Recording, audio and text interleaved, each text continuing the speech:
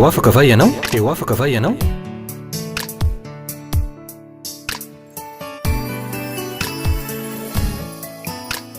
Fandarany iarana fiangonana Refy. Fiangonana Refy. Androndrakely. Eny ary tompoko, mbola fifaliana lehibe ho ahy indray ny manolotra ny arahaba ho anareo rehetra zay efa eopotitry ny fahitalavitra amty androany ity. Hoy aho hoe amindra fo aminareo ane ny tompandriamanitra ka anamarina ny teny zay ambarako aminareo androany. Efa fanao ny tompo Jesosy mantsy ny manamarina ny teny eton'ny mpanompony na manamarina ny hetsika zay ataon'ny mpanompony.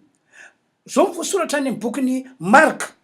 toko fa 11 de ny 12 eno inge ny voasoratra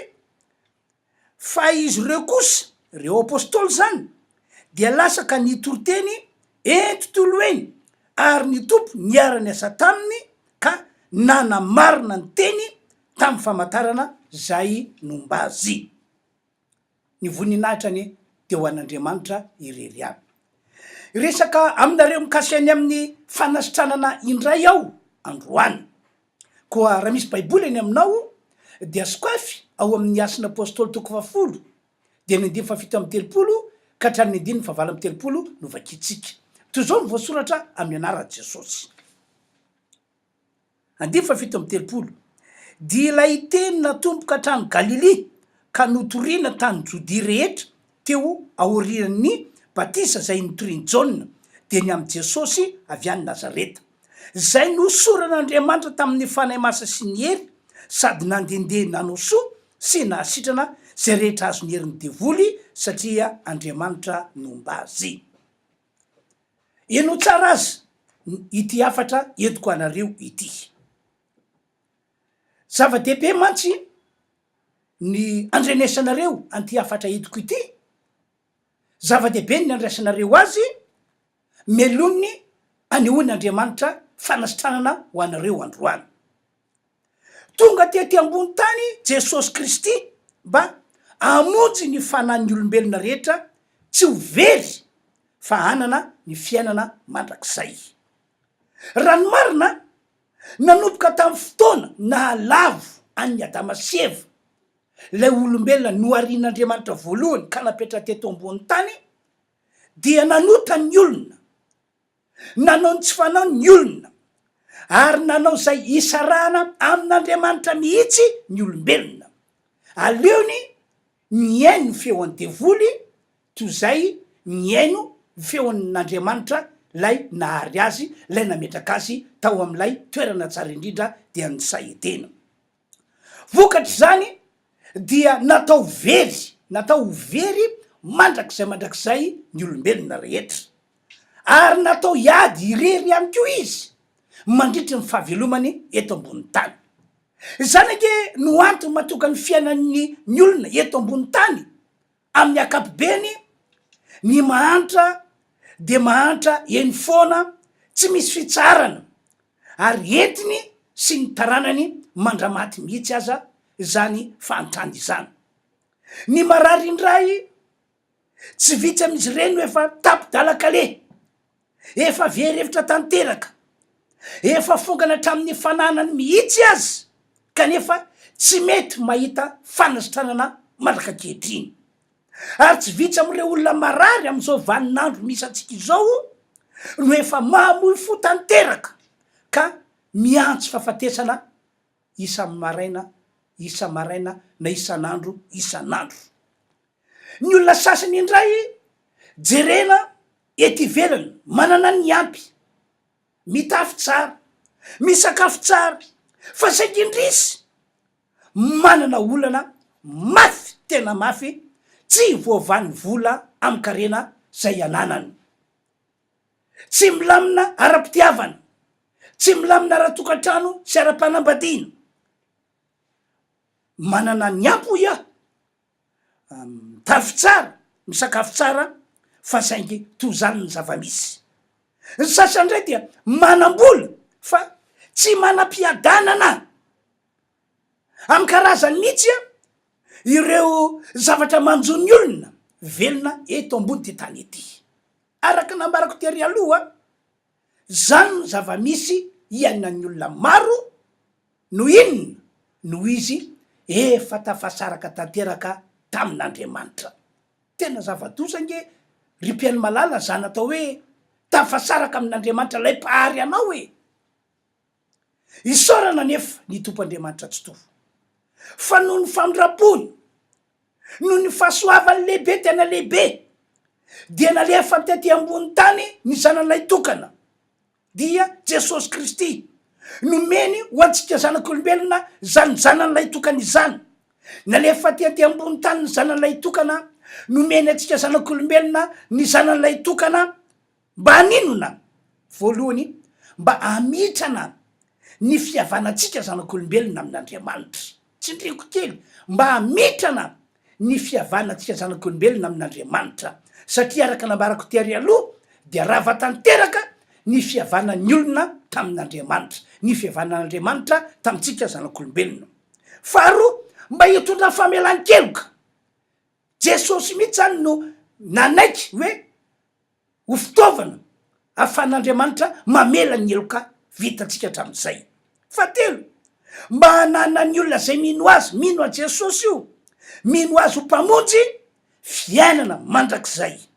Toy zao voasoratra ao amin'ny Jaona toko fahatelo ao 9:20 efa haintsika tsenjery zany teny zany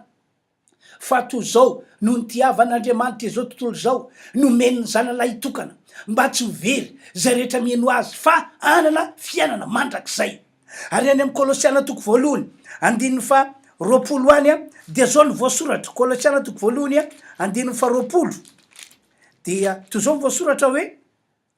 sady izy no ampiavaniny ny zavatra rehetra aminy ka de ny rano teo amin'ny azo fijaliana no nanao fampihavanana. Eny izy ho zao no fampihavanana izany na ny ety ambony tany na ny any an-danitra. Noho izany miantso anareo zay mahita sy mandre ahy am'izao fotoana zao ny tenako, miantso anareo aho am'ty andran'io ity mba ino an Jesosy fa izy tokoa no tompo sy mpamonjy ity zao tontolo zao ity. Izy no fanomezana avy any an-danitra ahafahan'Andriamanitra mamonjy ny fanahintsika ary ahafahan'Andriamanitra mandray an-tananatsika arak'izay efa programany hatrany am-boalohany. Raiso izy ka hampandrosoy ao anatinao. Aoka ny vavanao mihitsy hisokatra hiteny hoe Jesosy eo, mino anao ho tombo sy mpamonjy ao. Raisiko anao ary mandrosoa ato anatiko, raisiko anao ary mandrosoa ato amin'ity tokantrano misy ahity. De izao aoka ianao anompo an'i Jesosy io hatramin'ny farany. Aza mihemitra na miverin-dalana na inona mitona na inona mitranga na inona zavatra miseho eo amin'ny fiainanao fa hafa mihitsy ny fiainana tonga ho am' Jesosy, hafa mihitsy ny fiainana manompo an' Jesosy. Fa raha toka ao am' Jesosy ianao tafaroso am'izay dingana voalohany zay dia ho vonjena ianao tompoko, atsangan'Andriamanitra ho olony ianao ary atsangan'Andriamanitra ihany koa ho isany zanany. Ary tsy mijanona treo fa ho raisin'Andriamanitra tanana ny fiainanao a mandritra ny fahavelomanao ety ambony tany. Fa ny zanako sy ny asan-tanako ho ny faminaniana nampiton'Andriamanitra ny Isaia dia ho aditiky ihany. Ka anjaranao zany ny manapa-kevitra satria efa mandondona varavaran'ny fonao ny tompo Andriamanitra am'ty androandroany ity dia ampandrosoa izy tompoko. Efa miantso anao ny tompo mba ho azy. Mba dinio ange hoe Andriamanitra lay nahary anao tompoko, lay nampisanao ety ambony tany, lay mbola mamelona anao ho velona mandraka ankehitriny. Izy no efa manao zay hihavanana aminao, izy no efa manao zay hifandraisanao aminy, izy no efa manomana programa mba andray an-tanana fiainanao ray manontolo. De sakinao ve ny mandahany zany? De mbola ihany ve anao ny andray ny fitiavany? Fanampin'izany satria hoy aho hoe resaka aminareo mikasika ny fanasitranana zava-dehibe ny andraisanao an'izay tapany voalohany zay eo amin'ny fiainanao satria lalana hitondranao amin'ny fanasitranana ihany ko izany ka ajanontsika atreo aloha ny amin'iny fa iresaka aminareo mikasy any amin'ny fanasitranana am'izay aza ao eno tsara zao afatra izao tompoko sitrak'Andriamanitra ny amonjy ny fanahinao mba tsy ho very ary sitrak'Andriamanitra toy zany ihany ko ny anasitrana anao am'izao aretina mahazo anao zao antoke averitsika vakina lay asin'ny apôstôly toko 10:7-telopolo teo hoe ino tsara dia ilay tenina tompoka hatrany Galily ka notoriana tany Jodia rehetra teo aoriana batisa zay notoriany Jaona dia ny am' Jesosy avy any Nazareta zay nosoran'Andriamanitra tamin'ny fanahy masina sy ny hery sady nandendeha nanao soa sy nasitrana zay rehetra azo ny heriny devoly satria Andriamanitra nomba azy zay mivoasoratra fa raha mpamaky ny baiboly ihany ko ianao de mahita fa nataiza ny toerana nalean'i Jesosy ary na tamin'ny fotoana manao ahoana na tamin'ny fotoana manao ahoana dia nanasitrana ny marary sy nanafaka andreo olona azo ny heriny devoly izy antoke ovakitsika vetivety ny voalaza amin'ny bokyny Luka hoe toko 4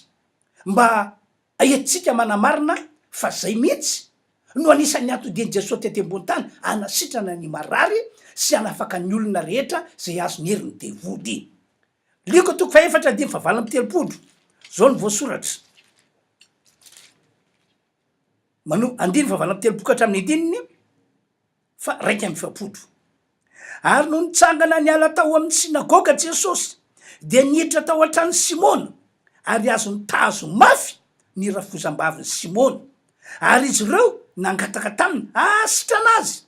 dia nitsangana teo akaikiny Jesosy ka noteneny mafy ny tazo dia niala tamin'ny raha vehivavy zany ary nitsangana niaraka tamin'izay izy ka nanompo azy riovo 7 ary raha niletika amin'ny masoandro ny olona rehetra zay nanana marary tamin'ny aretiny samy hafa dia nitondra azy teo aminy ary dia nametra tanana tamin'izy rehetra tsy irara izy ka nahasitrana azy ary nisy demonia nivoaka tamin'ny maro ka niantso hoe ianao no zanak'Andriamanitra nefa norarany ireo ka tsy navelany hiteny satria nahalala azy ho Kristy iny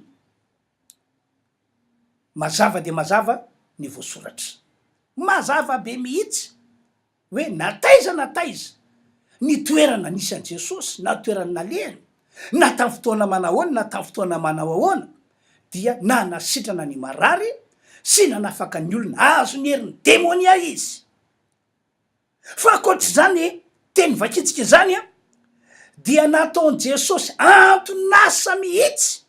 ny fanasitranana ny marary sy ny fanafana ny olona azo ny heriny fanaratsy nataon Jesosy antonasa mazava aminao ve zany tiako ampitaina zany nataon Jesosy antonasa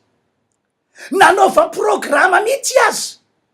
tena nanaova programa sokafika ao amin'ny Luka toko 7 ao hoe de ny andininy 2:telopolo de mazava aminao ny voasoratra Luka toko 7 de ny andininy 2:telopolo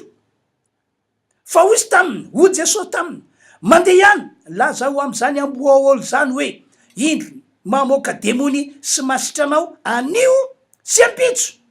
ary raha afaka ampitso de ho tanterahana ny amiko anio izy Jesosy anasitrany marary sy amoaka demony ao raha ampitso any ko de mbola tatak'izay ny programako anasitrana ny marary sy amoaka demony ao tatak'izany ry havana malala ny zava-nisy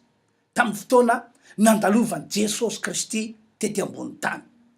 tena zava-dehibe tamin'i Jesosy mihitsy ny manasitrana ny olona rehetra marary zay tonga eo aminy na miona aminy sy ny manafaka andreo olona azo ny heriny devoly mba hatonga ny olona anana faliana sy fiadanana mandritra ny fahavelomany ety ambony tany mbola toy zao ihany ko ny tantarany fanasitranana sy ny fanafana nataon Jesosy taorinany ny akarany ho any an-danitra le nambaraky voalohany teo matsy dia zava-nisy sy ny zavatra ny seho fony jesosy mbola nandehandeha tety ambony tany fa tia mbarako manaraka ety indray a de ny zava-nisy sy ny zavatra ny seho tahorina ny niakaran' jesosy ho any an-danitra satria ny baiboly mantsy de mietantara fa tahorina fitsakanany tamin'ny maty dia nampiakarina ho any an-danitra izy ary nipetraka ho tanakavanan'andriamanitra raha tsy toa efa tsy hitany olona nandehandeha tety ambony tany itsony jesosy a tamin'izany fotoana zany fa saingy ny asa fanasitranana sy ny asa fanafahana andre olona zay azony heriny devoly de mbola nataony tamin'ny alalandreo apôstôly sy reo mpanompon'andriamanitra tam'izany fotoana zany ino engeny voasoratra ao amin'ny asin'ny apôstôly toko 5 de ny 1 ka hatramin'ny 1 sy ny asin'ny apôstôly toko 8 2 ka hatramin'ny 15 samy vaketsika daholo a ireo teny reo asin'ny apôstôly aloha toko 5 de toy zao ny voasoratra andininy 12 ka hatramin'ny 1 ary ny tanan'ny apôstôly no nanaovana famantarana sy fagagana maro teo amin'ny vahoaka ary izy rehetra ny raisaina teo amin'ny fialofan'ny solomona ary tsy nisy tamin'ny olona sisa rehetra sany iray taminy nefa nankalaza azy ny vahoaka ary vo maika nisy olona maro koa na lahy na vavy zay nino ny tompo nanampoisana ka dia netiny teny an-dalambe azy ny marary ka napetra ny teny ambony farafara sy fandrina mba isy ho azo ny tandidiny petera ay raha mandalo izy ary ny olona maro avy tamin'ny vohitra manodidina jerosalema dia nivory koa nitondra ny marary sy zay nampahorian'ny fanamaloto de sitrana avokoa izy rehetra mazava voasoratra 12 ary ny tanan'ny apôstôly no nanaovana famantarana sy fagagana maro teo amin'ny vahoaka zany hoe reo apôstôly reo tanan'ireo apôstôly no nataon'andriamanitra fitaovana naneo fa mbola manasitrana jesosy manasitrana an'ireo marary mbola manafaka andreo olona voafatotsy ny herin'ny fanaratsy jesosy kristy ary voatantara teo raha nanaraka tsara ianao fa de magaga tena magaga fa ninny olona tena ninny olona anika tonga daholo ny olona rehetra nitondra ny mararina nentina tena an-dalambe sitrany hay ho ny olona andalovany aliko petera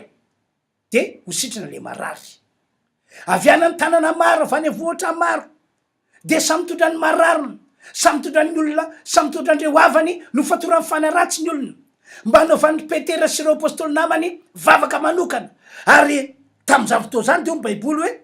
nivoaka ny fanamaloto ary sitrana avokoa izy rehetra de mbola maky baiboly ihany ko isika asin'ny apôstôly toko 9 de zao ndray mivoasoratra ao asin'ny apôstôly toko 9 de ny andininy fa efatra andiny fa efatra ka hatramin'ny andininy 9 zany zao mivoasoratra ary zay ny ely de nandeha nitory teny tontolo eny ary filipo nanidina tany an-tanàna any samaria ka nitory a kristy tamin'ny olona tao ary nivoaka betsaka de ny ray hevitra nienjany olona zay ny filipo raha nandre azy sy nahita ny fagagana nataony fa ny fanamaloto ny andro tamin'ny fiamahery zany hoe kikakika de nivoaka tamin'ny maro zay nanana azy ary maro ny marary ny paralysisy sy ny mandrika no sitraniny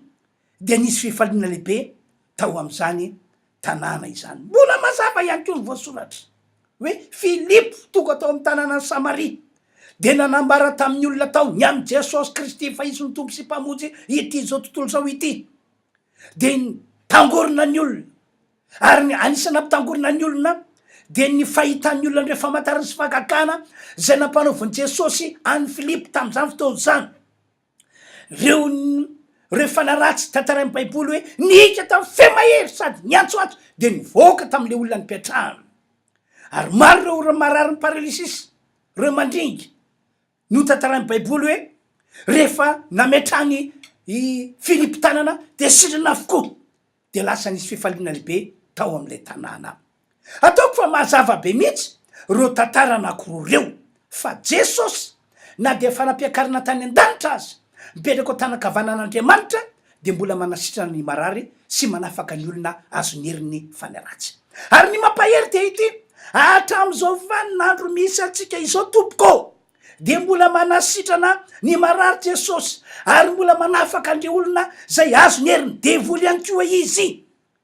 Zany no niseho satria tsy miova Jesosy Kristy ho malisen'io ary mandrakizay araky ny voalazany baiboly.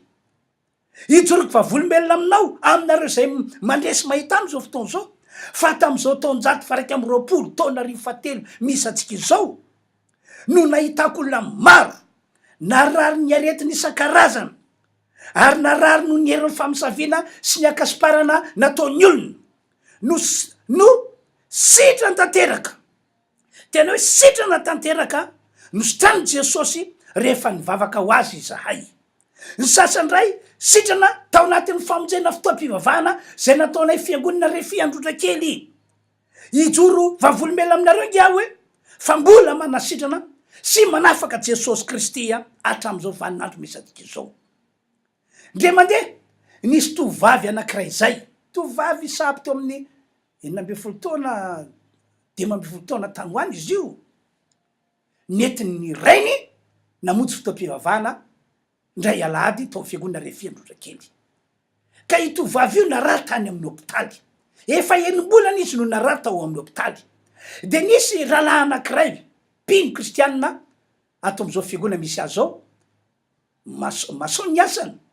mpanao trano reny, sedra nahita ndreto amin'ny hôpitaly satria fankafantatry zareo de nijoro vavolombelona taminy ary nitantara tamin'le raim-pianakaviana hoe raha ohatra ka efa elabe to zao nareo narary tato, manina raha mangataka permission kely de mba mamonjy fotoam-pivavahana amin'ny alahady de manatona amin'ny paster anay fa ositran'Andriamanitra zanakareo.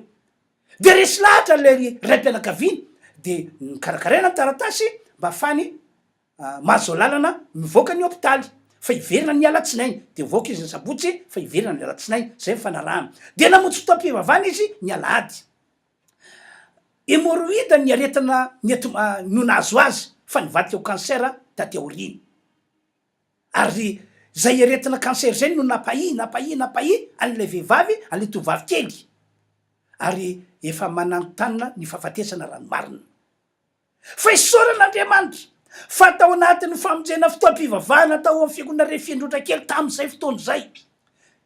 tao anatin'ny fotoana nametrako tanana taminy de nody izy ary akory mifankakany fa sitra tanteraka le tovavy rehefa tonga tany atokantramony, tonga taverina tany nanina amin'ny hôpitaly izy de akory ihany koa mifankakany fa maina tanteraka le fery teo aminy, sitra tanteraka de iny alatsinainy iny ihany de nasaina nody izy mianaka. Omena voninahitra de raina mandrakizay ny tompoandriamanitra ny am'izany fahasoavana lehibe nataony izany. Riavana malala, mpanasitrana Jesosy, mpanafaka Jesosy, fa saingy ny nampalahelo ny nataony ity raim-pianakaviana ity de tamin'ny andro alahady iny ihany izy no namonjy fotoam-pivavahana tao amin'ny fiangonana refy androtra kely de tsy nandeha intsony izy, tsy nety nandeha intsony mihitsy izy. Kanefa amiko riavana malala, zava-dehibe ny amonjena fotoam-pivavahana ary zava-dehibe ny anoizana an'izany mba hitombo hery sy finoana le olona efa sitrana sy efa afaka tamin'ny famatorany demonia, mba ho sarotra am'ilay aretina, mba ho sarotra am'ilay fanaratsy ny iveriny andray am'le olona zay ny alana. Rehefa mitombo hery sy finoana mantsy anao sa ny sahirana ihany devoly ray tady lalana iverenana indray, mba ho fantany ihany koa ny tokony atao rehefa tena mazoto mamonjy fotoam-pivavahana ile olona raha sanatria ka misy zavatra hafa indray misy eo amin'ny fiainana. Fa rehefa tsy mamonjy fotoam-pivavahana moa le olona de ahoana moa ny ahafantarana tokony atao rehefa misy fisehony zavatra hafahafa indray eo amin'ny fiainana. Riavana, marary ve ianao am'izao fotoana zao? Manao ahoana ny fisehon'ny aretina?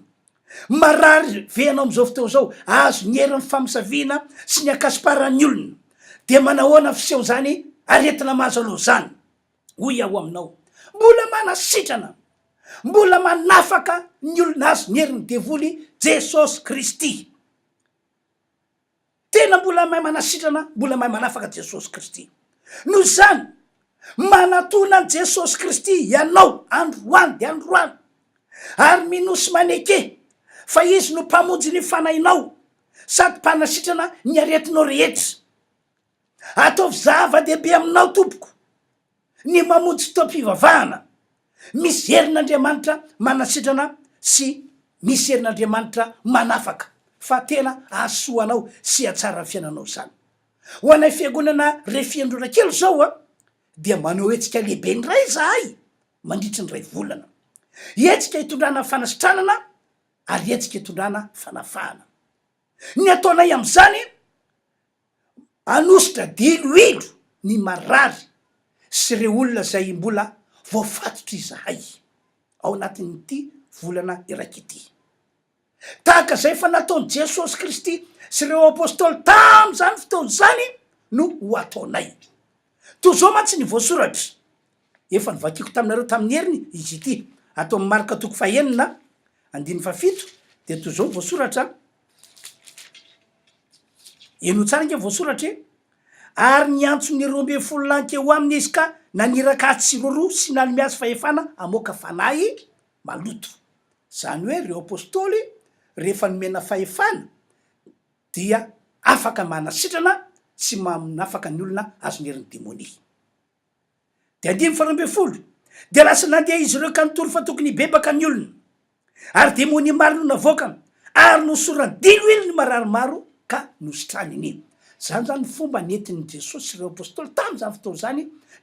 netiny nanasitranana ny marary sy netiny nanafahana andreo olona azonerin'ny demoni de to zany akeo ny voasoratra ato amin'ny jakoba toko fa 5 de ny andininy fa 7 to zao voasoratra jakoba toko fa 5 andininy fa 7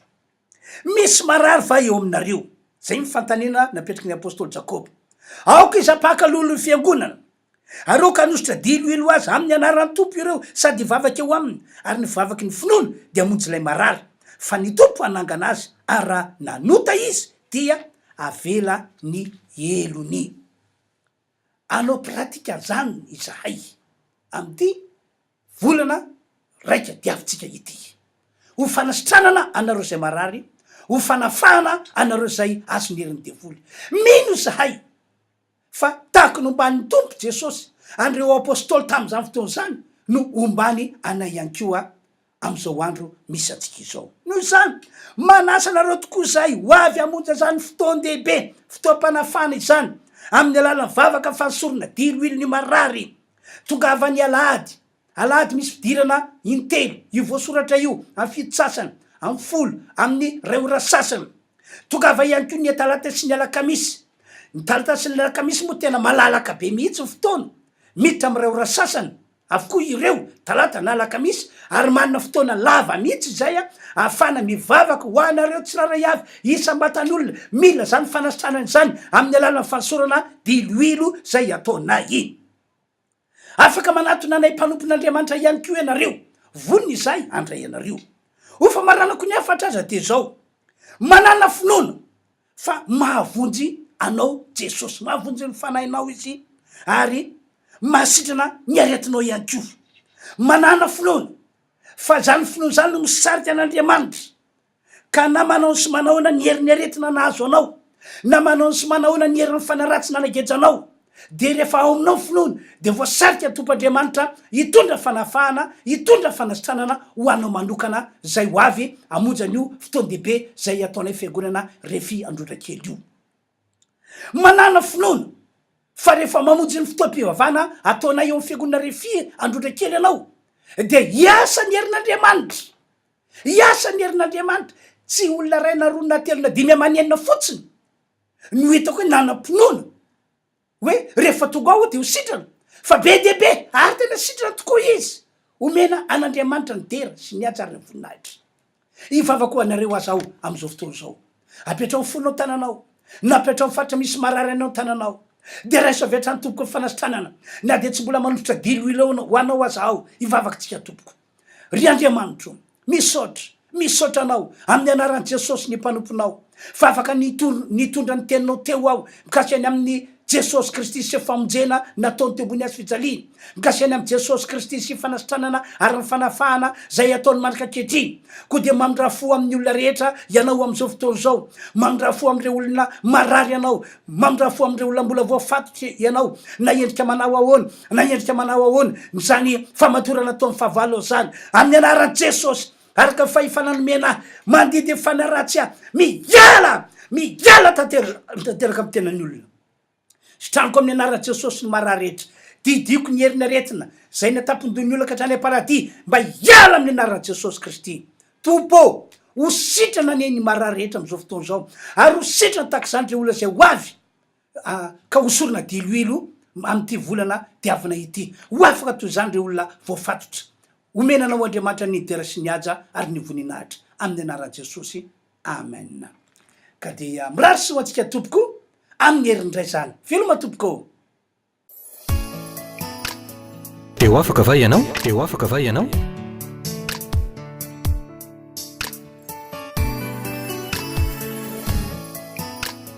fandarany iarana fiangonana refi androndra kely